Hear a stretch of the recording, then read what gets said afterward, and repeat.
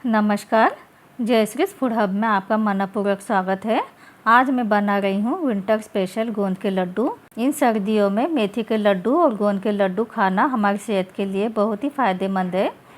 इन लड्डुओं को आप एक खा लो तो ना आपको थकान होगी, ना जोड़ों में दर्द होगा, ना आपके हाथ पाँव में जकड़न होगी और इसे बच्चे से लेकर बड़े बुजुर्ग तक सभी खा सकते हैं। ये लड्डू एकदम एनर्जी बूस्टर हैं। तो चलिए हम गोंद के लड्डू बनाना शुरू करते हैं। यहाँ मैंने गैस पे कढ़ाई रख दी है और यहाँ मैंने ये 50 ग्राम खसखस ली है। इसे पोस्ता दाना भी बोलते हैं। सबसे पहले हम इस खसखस को भून लेंगे। खसखस को हम धीमी आंच पे 1 मिनट के लिए भून लेंगे। इसे ज़्यादा तेज़ आंच पे नहीं भूनना है, नहीं तो ये खसखस जल सकती है। और ये सर्दी में खाना बहुत ही हेल्दी है, इसे आप ज़रूर से डालिएगा। और यहाँ ये खसखस भून चुकी है, इसे कटोरी में निकाल लेते हैं। अब यहाँ मैंने 300 ग्राम बारीक किसा हुआ सूखा नारियल का बुरादा लिया है, इसे भून लेंगे।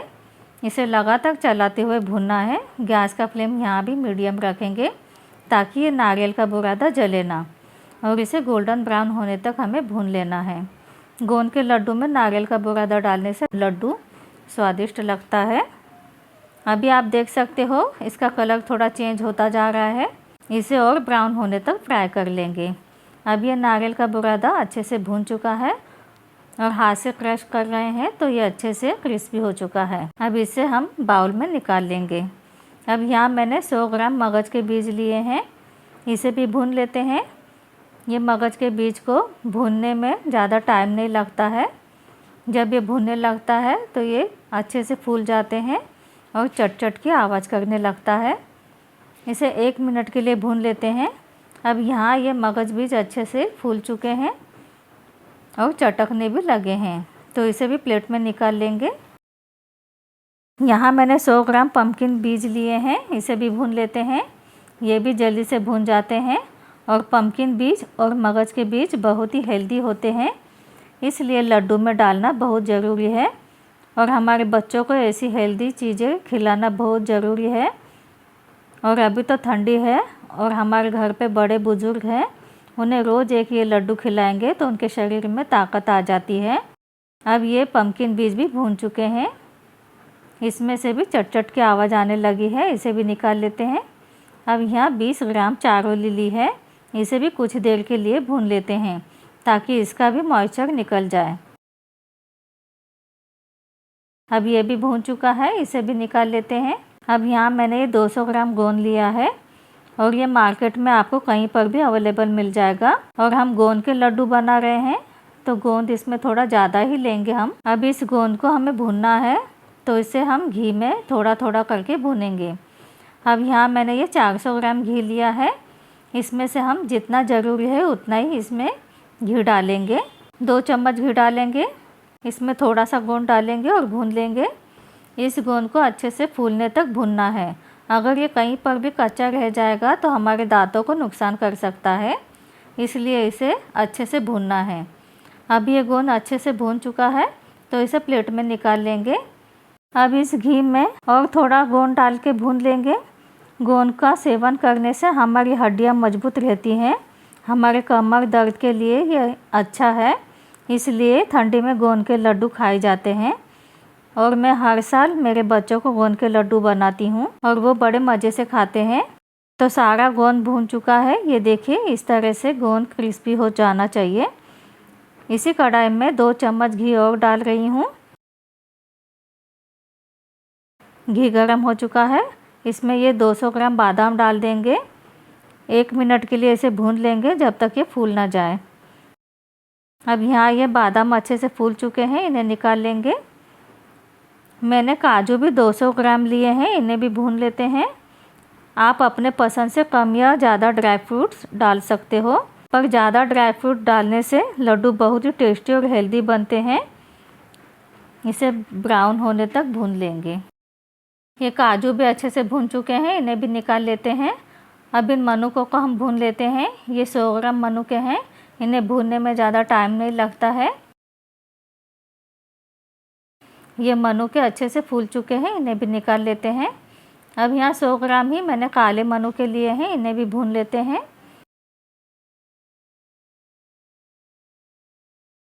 ये काले मनुके भी फूल चुके हैं, इन्हें भी निकाल लेते हैं। अब इसी घी में मैंने 100 ग्राम मखाने लिए हैं, इसे डाल देंगे और इसे अच्छे से क्रिस्पी होने तक भून लेंगे। और आप मखाने को घी में भी रोस्ट कर सकते हो, इसे बिना घी के भी रोस्ट कर सकते हो, पर यह क्रिस्पी हो जाना चाहिए। अब यहाँ मैंने हर ड्राई फ्रूट्स को ज़्यादा क्वांटिटी में लिया है, इसलिए ड्राई फ्रूट ज़्यादा डाले हैं। अगर आप कम क्वांटिटी में लड्डू बना रहे हो तो इसकी मात्रा कम रख सकते हो। इसे मीडियम गैस पे भूनना है। ये देखिए, ये मखाने भी भून चुके हैं और क्रिस्पी भी हो चुके हैं, इसे निकाल लेते हैं। अब इस कढ़ाई में 1 टेबलस्पून घी डालेंगे। अब इसमें मैंने बारीक खारीक पाउडर लिया है, इसे मैंने घर पे ही मिक्सर को चालू बंद करके रुक रुक के पीसा है, नहीं तो हमारा मिक्सर ख़राब हो सकता है। ये खारीक पाउडर मैंने 200 ग्राम लिया है। अभी तो ये हमें डालते समय चिपचिपी लगेगी, पर जैसे जैसे भूनता जाता है वैसे वैसे ये खिलता जाएगा। अब इसे 1 मिनट के लिए भून लेते हैं। खारीक पाउडर भी यहाँ भून चुकी है, इसे एक प्लेट में निकाल लेते हैं। अभी इसी कढ़ाई में हम 2 चम्मच घी और डालेंगे। यहाँ मैंने 400 ग्राम घी लिया था, इसी में से ये मैं घी डाल रही हूँ। अब यहाँ मैंने 300 ग्राम गेहूं का आटा लिया है, इसे डाल देंगे और इसे लगातार चलाते हुए भून लेते हैं। गैस का फ्लेम मीडियम रखेंगे और इसे भूनेंगे। अगर हाई गैस पे इसे भून लिया तो ये जल्दी से जल सकता है, फिर लड्डू जो हैं वो खाने में अच्छे नहीं लगेंगे। तो इसे एकदम आराम से ब्राउन होने तक और इसमें से जब तक सौंधी सौंधी खुशबू ना आए तब तक इसे भूनना है। इसे चलाते रहना ज़रूरी है, नहीं तो ये तले से लग सकता है। अब इसमें थोड़ा घी और डालेंगे और भून लेंगे। एक साथ घी नहीं डालना है, इसमें थोड़ा थोड़ा करके घी डालेंगे ताकि आटा अच्छे से भुने और इसे मिक्स करते हुए भूनेंगे। इसे भूनने में थोड़ा टाइम तो लगेगा, पर इसे चलाते हुए भूनना है। अब भूनते हुए देखिए इसका कलर चेंज हो गया है। इसे भूनते हुए मुझे 5-6 मिनट हो चुके हैं। अब इसमें 1 चम्मच घी और डालेंगे। मैंने 3 चमचे इसमें घी डाला है। अब इसे ज़्यादा हमें घी नहीं डालना है। 5 मिनट और भून लेते हैं इसे। अब यहाँ और 5 मिनट भूनने के बाद इस आटे से अच्छी सी खुशबू आने लगी है और आटे का कलर ब्राउन हो चुका है। यहाँ जितना भी मैंने घी लिया था वो सभी मैंने डाल दिया है। 400 ग्राम घी में से कुछ भी नहीं बचा है। गैस का फ्लेम हम बंद कर देंगे और आटे को निकाल लेते हैं। यहाँ मैंने बड़ी सी परत ली है, इसमें इस आटे को डाल देंगे। आटे को थोड़ा ठंडा होने देते हैं। मैंने ये बड़ी परत इसलिए ली है ताकि ये सारी चीज़ें मिलाने में हमें आसानी हो जाएगी। सबसे पहले हम इसमें ये खारीक पाउडर डाल देंगे, भुनी हुई खसखस डाल देंगे। इस मिक्सर में मैंने खारीक पाउडर पीसी थी, इसी को हम यूज़ करेंगे। अब इसमें नारियल का बुरादा डालेंगे और इसे पीस लेते हैं। इस नारियल के बुरादे को मैंने बारीक पीस लिया है, इसे परत में डाल देंगे। हमने यहाँ ड्राई फ्रूट्स को भून के रखे थे, इन्हें पीस लेते हैं। मिक्सर की जार में बादाम डाल देंगे और इसे पीस लेते हैं। ये देखिए इसे बारीक पीस लिया है। अब इसे भी परत में डाल देंगे। अब काजू को पीस लेते हैं, इसे भी बारीक पीस लेना है। ये देखिए ये भी पीस चुका है, इसे भी परत में डाल देंगे। अब इस मिक्सर में मखाने डाल देंगे और पीस लेंगे। ये देखिए इसे भी मैंने दरदरा पीस लिया है, इसे भी परत में डाल देंगे। अभी मेलन सीड, पम्पकिन सीड और चारोली, इन्हें भी पीस लेते हैं। इन्हें भी मैंने दरदरा पीस लिया है और इसे भी हम परत में डाल देंगे। अब यहाँ हमने सभी चीज़ें डाल दी हैं। अब इसमें भुने हुए दोनों मनुके डाल देंगे। अब इसमें 2 चम्मच सौंठ का पाउडर डालेंगे। सर्दी में सौंठ पाउडर हमारे शरीर में गर्माहट लाती है, इसलिए इसे डालते हैं ताकि सर्दी खांसी ना हो। अब यहाँ 2 चम्मच इलायची पाउडर डालेंगे, इससे खुशबू अच्छी आती है। अब इसमें हम आधा जायफल क्रश करके डालेंगे। जायफल डालने से हमें थकान महसूस नहीं होती है, थकान को दूर करती है। यहाँ आधा जायफल डाल दिया है। अब ये जो गोंद है इसे हमें डालना है। ये देखिए कितना क्रिस्पी है ये। इस तरह की कटोरी लेंगे और इसे क्रश कर लेंगे।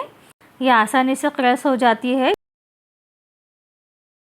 यह हमारी गोंद क्रश हो चुकी है, इसे भी हम मिश्रण में डाल देते हैं। अब सारी चीज़ों को मिक्स कर लेंगे। अब इसे हमें मीठे के लिए गुड़ का इस्तेमाल करेंगे। अब यहाँ मैंने 500 ग्राम गुड़ लिया है। यहाँ मैंने गैस पे कढ़ाई रख दी है, इसमें ये गुड़ डाल देंगे। इसी में 2 चम्मच पानी डाल देंगे। अब इस गुड़ को हम मेल्ट होने देते हैं। अब इसमें 1 टीस्पून घी डालेंगे और इसे मिक्स कर लेंगे।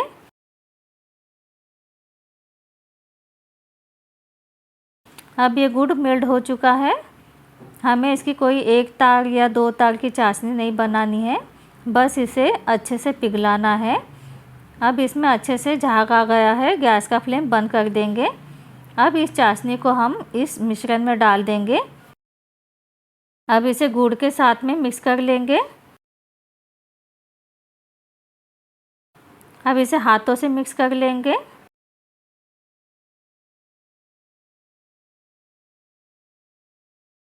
तो चलिए अब हम लड्डू बना लेते हैं। अब जितने छोटे मोटे लड्डू बनाने हैं उसी हिसाब से हम इसे बनाएंगे। दोनों हाथों से दबाते हुए इन लड्डुओं को बांधना है। ये देखिए ऐसे।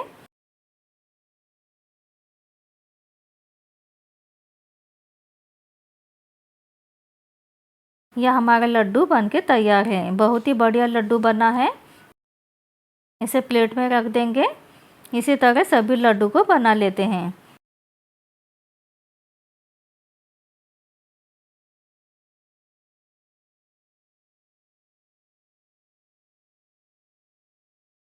ये देखिए ये भी बन चुका है। इसे भी प्लेट में रख देते हैं। इसी तरह सभी लड्डुओं को हम बना लेते हैं।